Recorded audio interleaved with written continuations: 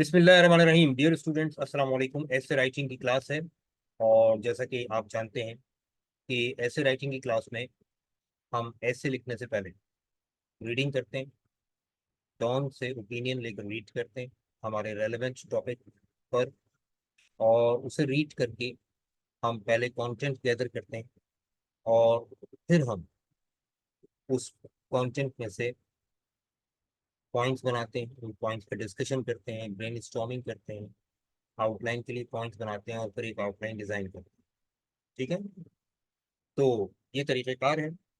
जाहिर है जब हम दो तीन ऐसे कर लेंगे तो हमारी अपनी नॉलेज इतनी वास्ट हो जाएगी डिफरेंट थीम्स पर कि फिर हम खुद से बहुत कुछ जानते होंगे, फिर हम डायरेक्टली ब्रेन स्टॉर्मिंग पर आएंगे। ठीक है, तरीक़ेकार ये है।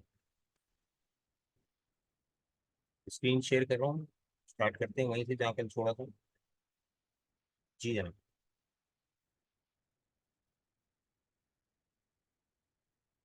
इंटरनेट परेशान करे तो घबराइएगा नहीं, हम वापस आएंगे उसी लिंक से या नए लिंक से, व्हाटएवर इट इज, लेकिन जाएंगे कहीं नहीं।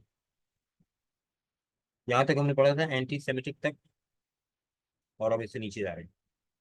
अच्छा, कुछ बच्चों ने सवाल किया मुझसे व्हाट्सएप पर कि सर ये हॉलोकॉस्ट और एंटी सेमिटिक और एंटी जूइश क्या है। तो बेटा बेसिकली हॉलोकॉस्ट के जो लिटरेरी मीनिंग है वो है सेक्रीफाइस की। यूरोप में, खास तौर से जर्मनी में, नाजीज ने, जो कि जर्मन फैशिस्ट पार्टी थी, उन्होंने बड़ा जुल्म किया और यहूदियों को बड़े बड़े गड़े खोदते थे और उसके अंदर डालकर जिंदा जला दिया करते थे यहूदियों को, और कत्लेआम किया यहूदियों का। तो ये एंटी सेमिटिक मूवमेंट थी। सेमाइट जो है, बेसिकली ये वर्ड इस्तेमाल होता है साउथ वेस्टर्न एशियन नेशंस के लिए, खास तौर से अरब्स, ज्यूज, या हेब्रियूज कह लें आप उन्हें, या एकेडियंस, या उसमें शामिल हैं जनाब फिनिशियंस। तो मेजर जो इसमें नेशंस हैं वो अरब्स हैं और हेब्रियूज।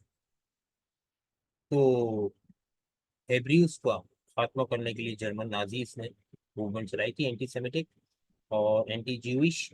और हॉलोकॉस्ट जो है वो दरअसल वही मूवमेंट का एक हिस्सा है जिसमें यहूदियों को पूरी तरह से जेनोसाइड किया गया था, नस्ल खुशी की गई थी। अब यहाँ से हम स्टार्ट कर रहे हैं दोबारा। पॉइंट्स गैदर कीजिएगा माइंड में, फिर हम प्रैक्टिकली पॉइंट्स गैदर करेंगे इस पूरी ओपिनियन से। Israel and it's supporters and benefactors have used these two terms to promote the concept। Israel ने और उनके सपोर्टर्स ने, उनके बेनिफेक्टर्स ने, सपोर्टर कहते हैं मुआविन को, मददगार को, बेनिफेक्टर कहते हैं सपोर्टर को ही कहते हैं एक तरह से, लेकिन बेनिफेक्टर जो है वो actually those factors who are working for him, working for it. तो वो तमाम फैक्टर्स, या हम कहें सहूलतकार जिसे कहते हैं, वो सारे के सारे इन्होंने ये दो टर्म्स इस्तेमाल की। एक एंटी सेमेटिक की, एक जो है वो हॉलोकॉस्ट की, to promote the concept that, इस कॉन्सेप्ट को प्रमोट करने के लिए कि एनी इंडिविजुअल और country that denies the Holocaust और says anything that is anti semitic is anti Israel.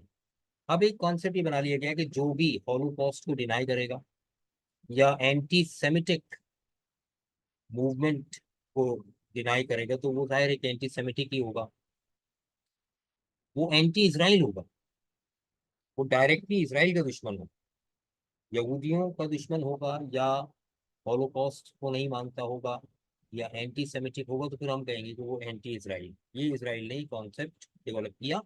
The western powers have supported this concept since the end of the world war two. Second world war के बाद से western powers जितनी हैं उन्होंने इस concept को support किया, जिसमें यूके शामिल है, फ्रांस शामिल है, रशिया शामिल है, यूनाइटेड स्टेट्स ऑफ अमेरिका शामिल है, वगैरह वगैरह। This is ironic. अब सितम जरीफी ये है, दिस इज आयरॉनिक, ये सितम जरीफी है, because many communities in the global south, global south में बहुत सी communities such as the Arabs and the Muslims were not involve in the Holocaust. Arabs और मुस्लिम्स जो थे वो हॉलोकॉस्ट में इन्वॉल्व नहीं थे, but they have been accused of denying it, लेकिन उन्हें भी हॉलोकॉस्ट के मुनकरीन में शामिल किया गया। Similarly they had nothing to do with the extermination of the Jews. इसी तरह से वो ज्यूज की जो हक तलफी हो रही थी और उनका नुकसान हो रहा था, उसके उसके उससे उनका कोई लेना देना नहीं था मुसलमानों का या अरब्स का। Not only that, the Arabs themselves are Semites, बल्कि ये देखा जाए तो सिर्फ इतना नहीं, बल्कि अरब्स तो खुद भी सेमाइट्स हैं। And Islam is a Semitic religion, इस्लाम खुद सेमेटिक रिलीजन है। अब सेमेटिक रिलीजन कैसे हो गया इस्लाम? तो अगर देखा जाए तो यहूदी मजहब और दीन इस्लाम दोनों की शुरुआत हजरत इब्राहिम अलैहिस्सलाम की नस्लों से है। हजरत इब्राहिम अलैहिस्सलाम की नस्ल में हजरत इसहाक अलैहिस्सलाम, और उनकी नस्ल से जो आगे बढ़े तो बनी इसराइल कहलाए, हजरत याकूब अलैहिस्सलाम वगैरह वगैरह वगैरह। हजरत इब्राहिम अलैहिस्सलाम की नस्ल से हजरत इस्माइल अलैहिस्सलाम, जिनकी नस्ल से रसूलुल्लाह सल्लल्लाहु अलैहि वसल्लम तशरीफ लाए। तो ऑब्वियसली दोनों का ओरिजिन हजरत इब्राहिम अलैहिस्सलाम, तो दोनों ही Semite. The Muslim faith is derived from Abraham.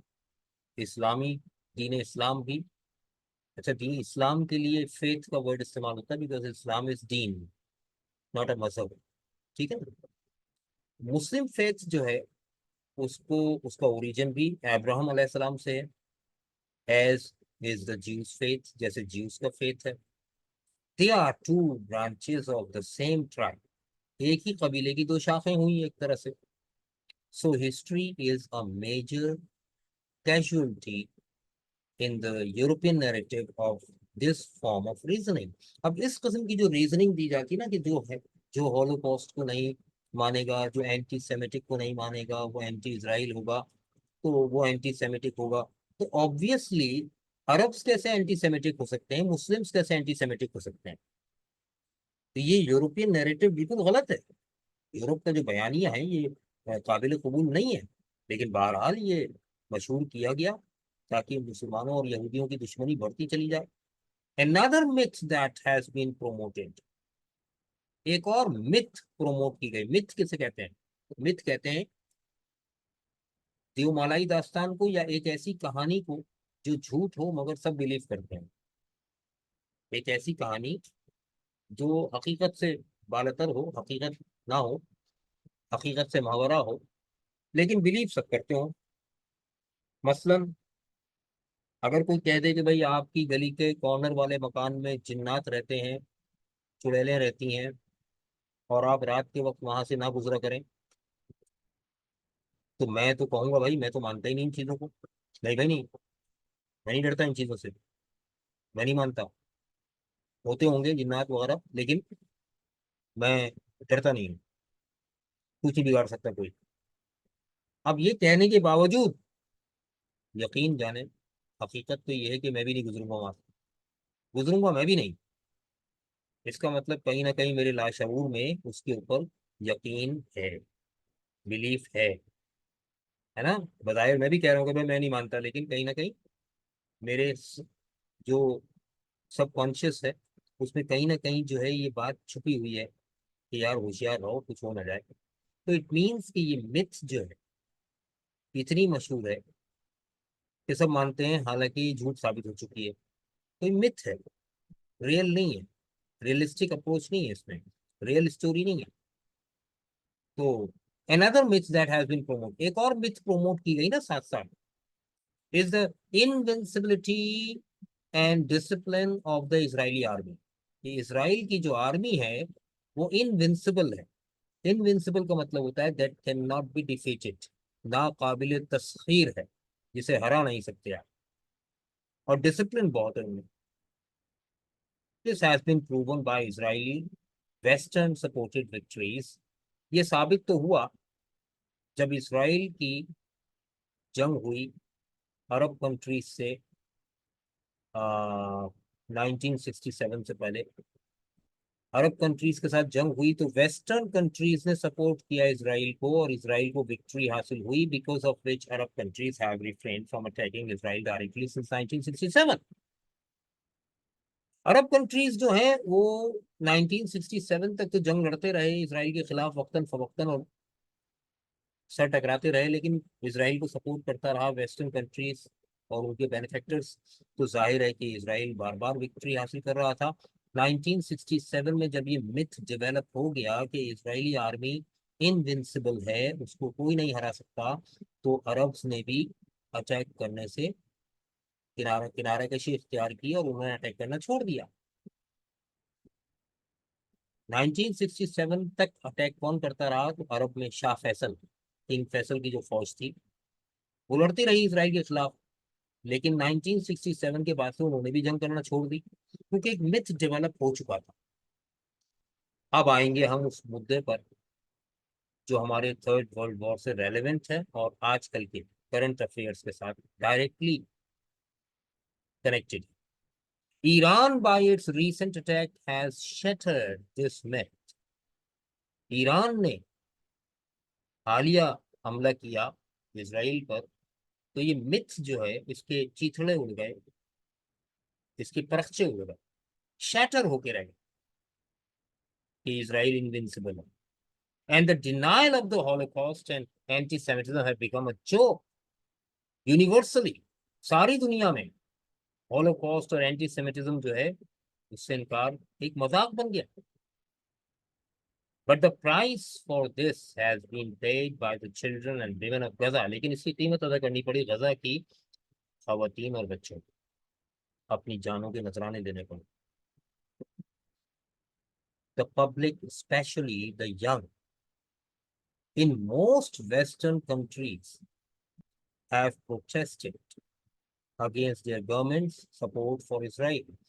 अब जो पब्लिक है, स्पेशली जो यूथ है, नौजवान तबका है वेस्टर्न कंट्रीज में भी, उन्होंने अपने अपने वेस्टर्न कंट्रीज जो है, ममालिक जो है, उनकी हुकूमतों के खिलाफ एहतजाज किया कि वो इसराइल को सपोर्ट क्यों कर रहे हैं।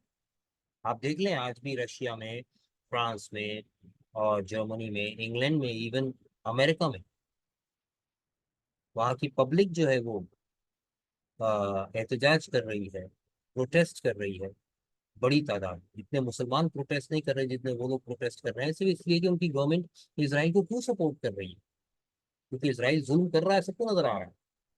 इंसान फिर इंसान है ना यार, तो इंसान में इंसानियत तो होगी थोड़ी बहुत। This should not be allowed to fizzle out as the anger against the Saudi crown prince for the murder of Jamal Khashoggi has। अब इस बात की इजाजत हरगिज नहीं दी जाएगी कि इस मामले को फिजल आउट किया जाए। ये फिजल आउट जो इस्तेमाल हुआ है बेटा, तो फिजल का मतलब जो है वो यानी मामूली समझ के उड़ा देना, ठीक है। तो फिजल आउट नहीं किया जाता, जैसा कि सऊदी क्राउन प्रिंस पर लोगों ने गम और गुस्से का इजहार किया था for the murder of Jamal Khashoggi, Jamal Khashoggi के कत्ल पर। He is now the blue eyed boy of the western world. अब वो मगरबी दुनिया का ब्लू आइट बॉय है। ब्लू आइट बॉय से क्या मुराद समझते हैं आप? जल्दी बताओ। ये आजकल बड़ा मशहूर हो रही है टर्म, डॉन में खासकर ब्लू आइट बॉय।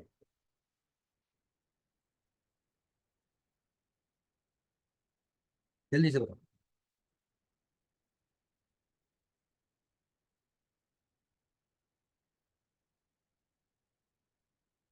हाँ जी,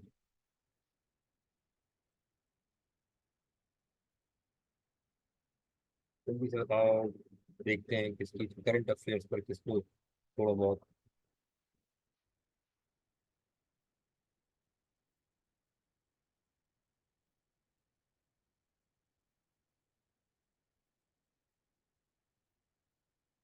जमाल जमाल खशोगी जो है, हाँ लाडला, बेसिकली वेरी गुड।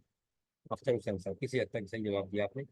ये सऊदी जर्नलिस्ट था, ऑथर था, कॉलम निगार था, कॉलमिस्ट था। और इसको जो है इस्तांबुल में, तुर्की में मर्डर किया गया था। और आई थिंक सफारत खाने में, एम्बेसी में।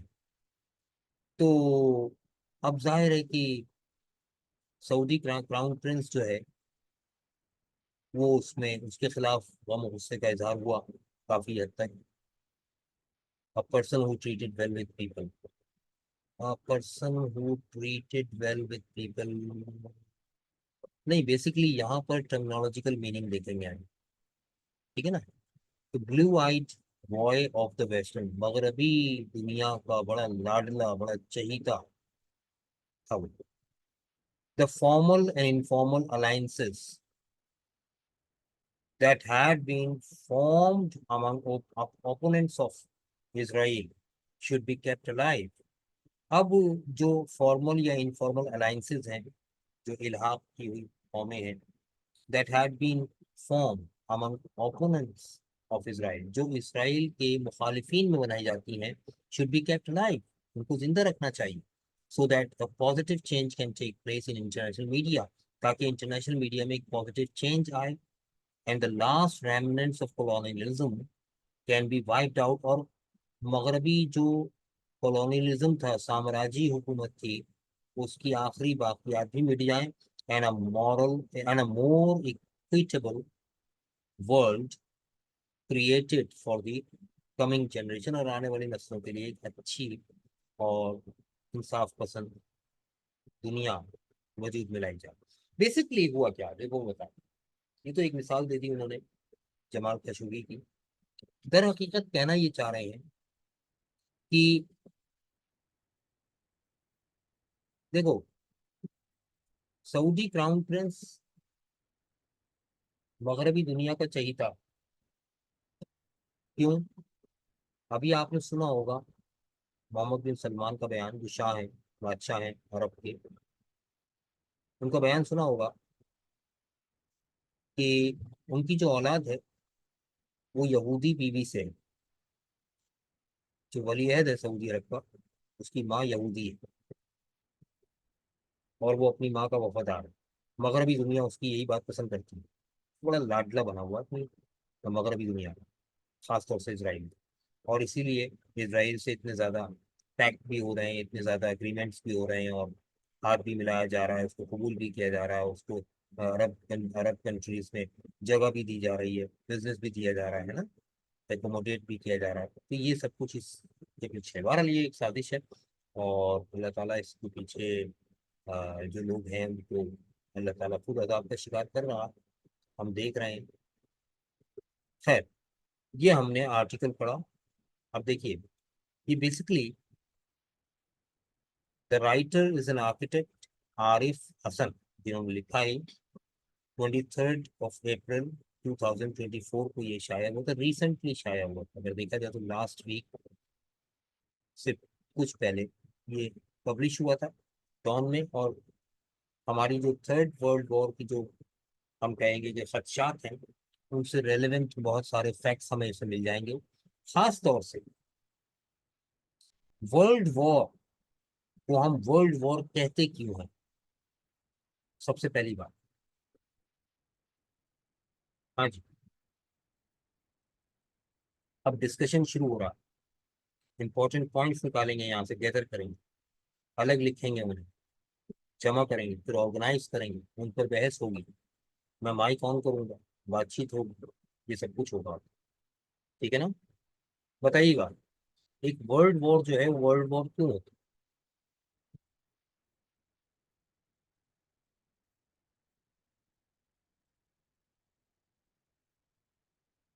है? किसी के पास जवाब? तो सारी वर्ल्ड उसमें इन्वॉल्व होती है। बेसिकली वर्ल्ड वॉर जो है, उसमें बड़ी ताकतें, सेंट्रल पावर्स, बिल्कुल सही वर्ड है, central powers of the world जो है ना, वो कंबाइन होती है। किसी और सेंट्रल पावर या किसी पावरफुल कंट्री के खिलाफ अलायंसेस बन जाते हैं मुख्तलिफ कंट्रीज के, और फिर वॉर होती है। अच्छा, मैं इसको यूं लेता हूँ, यूं समझता हूँ कि वर्ल्ड वॉर में बहुत सारी ताकतें एक हो जाती हैं। जैसे फर्स्ट वर्ल्ड वॉर हुआ था, फर्स्ट वर्ल्ड वॉर हुई थी 1914, 4 अगस्त 1914 को स्टार्ट हुई थी और 11 नवंबर 1918 में खत्म हुई थी। अब जो फर्स्ट वर्ल्ड वॉर हुई थी उसमें यूरोप के डिफरेंट कंट्रीज इंग्लैंड का साथ दे रहे थे, सिवाय इटली के। इटली ने किसी का साथ नहीं दिया था, न्यूट्रल था। यूरोप के बाकी तमाम कंट्रीज, फ्रांस, रशिया, बेल्जियम, बड़ी ताकत थी बेल्जियम उस वक्त, खुद इंग्लैंड, स्कैंडिनेवियन कंट्रीज, ये सब के सब साथ दे रहे थे किसका? इंग्लैंड का। जर्मनी अकेला था, जर्मनी ने साथ दिया जापान का। अब आप देखें, जर्मनी और जापान के खिलाफ ये जो फोर्स बनी थी, इंग्लैंड और यूरोप के दूसरे कंट्रीज मिल गए थे। इस पूरी फोर्स का नाम क्या था? तो बता सकता है? मैं यहाँ लिख रहा हूँ, और देखिएगा,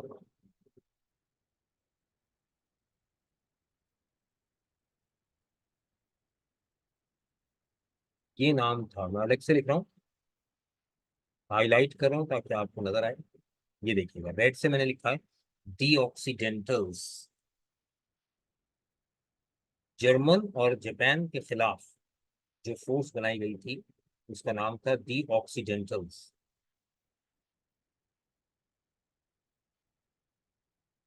first World War. Second world War में जो फोर्स बनी वही जर्मन और इंग्लैंड के अगेंस्ट, उस फोर्स का नाम था दी अलाइड फोर्सेस, जिसमें सारी कॉलोनीज जो थी, ब्रिटिश कॉलोनीज, जहां जहां ब्रिटिश कॉलोनीज थी वहां वहां ब्रिटिश आर्मी थी, उन तमाम ब्रिटिश आर्मीज को कंबाइन किया था। जैसे इंडिया में ब्रिटिश आर्मी की हुकूमत थी, इंडिया में जो ब्रिटिश आर्मी थी उसमें हिंदू और मुस्लिम सोल्जर्स थे, उनको इस्तेमाल किया गया। इंडिया की तरफ से डिक्लेरेशन ऑफ वॉर किया गया। अमेरिका पर ब्रिटिश का कब्जा था, अमेरिका ब्रिटिश कॉलोनी थी, वहां जो ब्रिटिश आर्मी थी वहां से, अफ्रीका, साउथ अफ्रीका की जो ब्रिटिश आर्मी थी वहां से, वियतनाम में ब्रिटिश आर्मी का कब्जा था वहां से, वियतनाम नहीं था उस वक्त, माले कहलाता था, MALAY, माले, जिसे इंडियंस जो है मलाया भी कहते हैं। माले जब टूटा है तो इंडोनेशिया, मलेशिया, मालदीव्स और वियतनाम, थाईलैंड, ये अलग अलग हो गए। ये पूरा जो है माले कहलाता है, क्योंकि ये हिमालय के साए में है। तो माले जो है, ये पूरा रीजन ब्रिटिश आर्मी की, और यहाँ के जो सोल्जर्स थे वो यहीं के नेटिव्स थे, उनको इस्तेमाल किया गया। तो ये अलाइड फोर्सेस के नाम से एक फौज बनाई गई जिसको जगह जगह इस्तेमाल किया गया, कोरिया में, वियतनाम में, बर्मा में, और सारी दुनिया में। अच्छा, फिर हम देखते हैं कि अब जब थर्ड वर्ल्ड वॉर कहते हैं तो यार, अब थर्ड वर्ल्ड वॉर में ना सेंट्रल पावर्स की जब आप बात करते हैं तो वो थोड़ा सा चेंज हो गया। अब third world war is integrated with the crusade, crusade के साथ इंटीग्रेट हुई। अगर आप अफगान वॉर देखें, 9/11 का वाकया, 9/11 जब हुआ था तो हमने देखा कि अचानक मुसलमानों पर सारी जो है वो सारा मसला गिर गया कि ये मुस्लिम्स ने किया। एक्चुअली अगर देखा जाता तो उस वक्त कोई भी मुस्लिम कंट्री इतना ताकतवर नहीं था कि अमेरिका पर जाकर जहाज टकरा दे। वो प्री प्लान्ड एक ड्रामा था, और उस ड्रामे की कलई खुल गई बाद में, जब फ़ारेनहाइट 9/11 के नाम से डॉक्यूमेंट्री मार्केट में आई तो लोगों ने देखा it was really a pre planned drama, scripted drama था। लेकिन बहरहाल उन्होंने मुस्लिम्स के अगेंस्ट, तो जब उस वक्त अमेरिकन प्रेसिडेंट था जॉर्ज बुश का बेटा, जॉर्ज डब्ल्यू बुश ने जो पहली स्पीच डिलीवर की थी CNN पर, मैं वो लाइव देख रहा था, उसके जो शुरू के अल्फाज थे वो ये थे कि this is the beginning of the crusade, कि ये क्रूसेड का आगाज है। तो जब सुनने वाले सहाफियों ने, जर्नलिस्ट ने इस बात को, इस पॉइंट को नोट किया और उसके ऊपर बहस शुरू हो गई कि ये क्या कह दिया अमेरिकन प्रेसिडेंट ने, तो फिर अमेरिकन प्रेसिडेंट ने दोबारा आकर ये कहा कि ये जज्बात में और गलती से मुंह से निकलने वाला लफ्ज था, ऐसी कोई बात नहीं है और क्रूसेड का कोई ताल्लुक नहीं है इससे। लेकिन बहरहाल ये उनके सबकॉन्शियस में कहीं ना कहीं थी ये बात। अब उन्होंने एक अलायंस बनाया, UN फोर्स कह लें या नेटो फोर्सेस कह लें। नेटो फोर्सेस के नाम पर उन्होंने दुनिया के पहले 15 ममालिक को कंबाइन किया, उनकी फौजों को, और एक फौज बनाई, और अफगान के खिलाफ उन्होंने कार्रवाई शुरू कर दी। बेसिकली टारगेट तो मुस्लिम पावर थी, और जो यूनाइट होने वाले कंट्रीज थे वो क्रिश्चियंस और ज्यूस थे। तो ये वैसी ही आर्मी बनी जैसी आर्मी क्रूसेड में बना करती थी सलीबी जंगों में, सलाउद्दीन अय्यूब के दौर में, सलाउद्दीन अय्यूबी के दौर में। तो नजर आया कि जनाब थर्ड वर्ल्ड वॉर और क्रूसेड को इंटीग्रेट कर दिया गया है, आपस में कंबाइन कर दिया गया है हकीकतन। लेकिन उसका नाम नहीं लिया जा रहा ताकि कहीं मुसलमान जाग ना जाए। अगर आज ये खुलकर कह दें कि दिस इज द क्रूसेड, आज डिक्लेयर कर दें कि क्रूसेड, यकीन मानिए ये वाहिद चीज होगी जिसके ऊपर दुनिया के तमाम मुस्लिम कंट्रीज मुत्तहिद होकर उनके खिलाफ लड़ेंगे। लेकिन वो अब ये लफ्ज इस्तेमाल नहीं करते। यही लफ्ज तो मुसलमानों को मुत्तहिद करेगा, लेकिन वो नहीं करते। हमें मालूम है कि क्रूसेड के अगेंस्ट मुसलमानों के पास एक और चीज है, मुसलमानों के पास है जिहाद। और अगर जिहाद शुरू हो गया तो फिर तो पाकिस्तान जैसे छोटे कंट्री ने रशिया जैसी बड़ी पावर को 19 मुस्लिम रियासतों में तोड़ के रख दिया था विद इन अ डेकेड, 10 साल के अंदर अंदर। तो फिर इनसे टकराना मुश्किल हो जाएगा। बहरहाल तो ये थर्ड वर्ल्ड वॉर तभी से शुरू हो गई थी, लेकिन it was a cold war. अगर देखा जाए तो ये कोल्ड वॉर थी, या ये इतने बड़े लेवल पर नहीं थी। फिर इराक की बारी आई, फिर हमने देखा जनाब किस तरह लीबिया, यमन, जॉर्डन, शाम, इनको निशाना बनाया गया। और अब पैलेस्टाइन जो 1945 से निशाना बन रहा है, देख लीजिए आप। अब उन्होंने खुल खुला कर एंटी सेमिटिज्म और हॉलोकॉस्ट का नाम लेकर जंग शुरू कर दी है। अभी तक, अब भी, अच्छा अब क्रूसेड का नाम नहीं ले रहे हैं, हालांकि सारे क्रिश्चियन कंट्रीज हेल्प कर रहे हैं इसराइल को, बेनिफैक्टर्स हैं उसके। अभी भी क्रूसेड का नाम इस्तेमाल इसलिए नहीं हो रहा कि जिस दिन क्रूसेड का नाम यूज हुआ उस दिन ये वर्ल्ड वॉर 3 ओपन हो जाएगी और इंटीग्रेट हो जाएगी क्रूसेड के साथ। ठीक है ना, और सारे मुस्लिम कंट्रीज जो है वो मिलकर लड़ेंगे, फिर मुत्तहिद हो जाएंगे।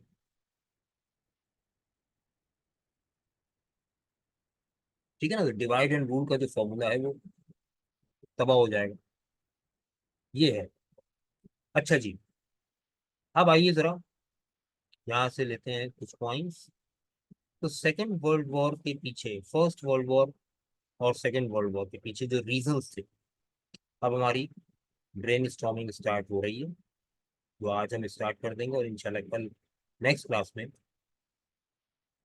हम इसे बहुत अच्छी तरह से सर अंजाम भी देंगे।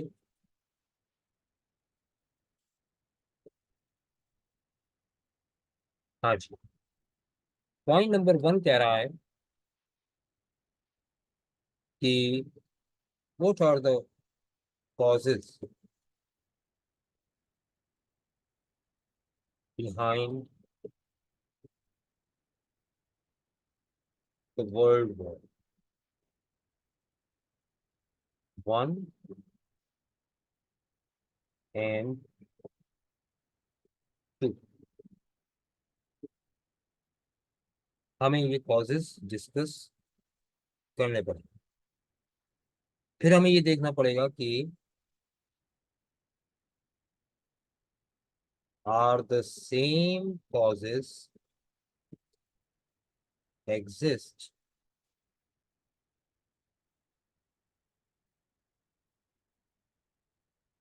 in the recent situation of the world। क्या वही कॉजेस मौजूद हैं? अच्छा, कोई मुझे बताएगा ये, अगर अगर मैं कह रहा हूँ कि 9/11 के बाद थर्ड वर्ल्ड वॉर शुरू हो गई थी, बेनिफैक्टर, इसका इसका बेनिफिशियरी कौन था? पता है किसी को? इसका बेनिफिशियरी कौन था? ये अफगान वॉर जो शुरू हुई थी, जो इम्पोज की गई थी अफगानिस्तान पर upon against so called Taliban, तो ये इसके पीछे बेनिफिशरीज कौन थे? हकीकत क्या थी? देखिए, मैं जिस पोजीशन पर बैठकर आपसे ये बातें कर रहा हूँ, आप बिलीव कीजिए, मैं बिल्कुल न्यूट्रल होके बात कर। न्यूट्रल से मुराद ये है कि जो फैक्ट है मैं वो डिस्कस करूंगा। मैं क्या हूँ, आप क्या हैं, ये नहीं देखूंगा मैं। ठीक है ना? और ये एक अहम चीज है। When you are writing on the world politics, you must be impartial. अच्छा, इसकी सबसे बड़ी मिसाल मैं दुनिया में दूं आपको, तो बर्ट्रैंड रसल वर्ल्ड पॉलिटिक्स पर जो कुछ उसने लिखा है वो आज तक किसी ने नहीं लिखा। और उसके बारे में दुनिया ये मानती है कि he was an impartial writer. Impartial होना पड़ता है। अब मुझे बताइएगा, कौन बेनिफिशियरी था भाई? तो देखिए, एक डॉक्यूमेंट्री है, फॉरेनहाइट 9/11। मुझे कहीं से सीडी मिल गई थी, तो मैंने लाइब्रेरी से उठा ली थी और देखा उसको, तो मुझे पता चला कि नेशनल ज्योग्राफिक पर वो स्टार्ट हुई थी, लेकिन फिर उस पर बैन लगा दिया गया। बेटा, उसमें दिखाया गया है कि जब जॉर्ज डब्ल्यू बुश ने अपनी जाती असलहे साजी की फैक्ट्री, असलहा बनाने की फैक्ट्री का इफ्तिताह किया था। और आप हैरान होंगे कहाँ जाकर किया था। यह असलहा साजी की फैक्ट्री कायम की गई थी सऊदी अरेबिया में, और उसका इफ्तिताह करवाया गया था किंग फहद के हाथों से। ये एक बिटर रियलिटी है। तो जब अमेरिकन प्रेसिडेंट होते हुए वो असलहा की फैक्ट्री सऊदी अरब में खोल रहा है, तो ऑब्वियसली उसके माइंड में बहुत कुछ है। भाई, असलहे की फैक्ट्री पे फायदा कब होगा? जब दुनिया में जंग होगी, अमन होगा, तो कौन असला खरीदेगा? एक तरफ असलहे की फैक्ट्री खोली गई, और दूसरी तरफ एक ड्रामा रचाया गया 9/11 का, जिसके बाद उनके पास जवाब बन गया जंग इम्पोज करने का अफगानिस्तान। अफगानिस्तान जैसा सॉफ्ट टारगेट इसलिए मुंतखब किया गया कि अफगानिस्तान के पास ना टेक्नोलॉजी है, ना आर्मी है, देखा जाए तो ना असलहा है। Easy, soft target. तो यूं उन्होंने अमेरिकन इंपीरियलिज्म का आगाज किया,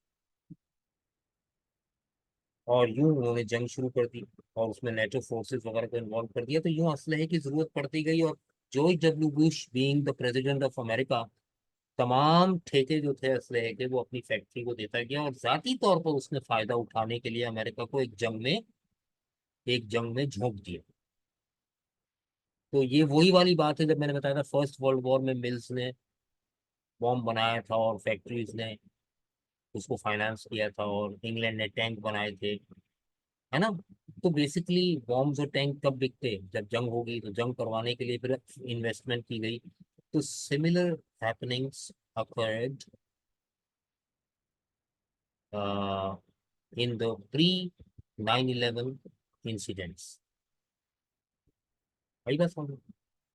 तो यूं जो है इनडायरेक्टली थर्ड वर्ल्ड वॉर वहीं से शुरू हो गई थी, बुनियाद रखी गई थी थर्ड वर्ल्ड वॉर की। लेकिन now we are on the verge of the third world war. अब हम थर्ड वर्ल्ड वॉर के दहाने पर खड़े हैं, मुंह पर खड़े हैं। अगर हालात कंट्रोल ना किए गए तो थर्ड वर्ल्ड वॉर स्टार्ट हो जाएगी, क्योंकि रशिया एक मर्तबा फिर सुपर पावर बनने के ख्वाब देख रहा है। क्योंकि वो जानता है कि थर्ड वर्ल्ड वॉर का एंड किसी नए सुपर पावर की तख्लीक में होता है। जैसे अमेरिका सेकेंड वर्ल्ड वॉर के एंड पर अमेरिका सुपर पावर बन गया, अब रशिया ये चाहता है कि थर्ड वर्ल्ड वॉर हो और उसके एंड पर जाकर रशिया अपने आप को सुपर पावर प्रूफ करे। और नई बात, मैं यहीं अपना लेक्चर एंड करता हूँ, टाइम हो रहा है क्लास का। इंशाल्लाह ताला नेक्स्ट क्लास में यहीं से अपनी बातें शुरू करेंगे और ये पॉइंट्स बनाना शुरू कर देंगे। Thank you very much. शाद रहें, आबाद रहें। फीडबैक जरूर दीजिएगा लेक्चर पर। कोई इरेलीवेंट बात नहीं हुई है आज, अल्लाह का शुक्र है, और बहुत अच्छी मीटिंग गई है। Thank you very much.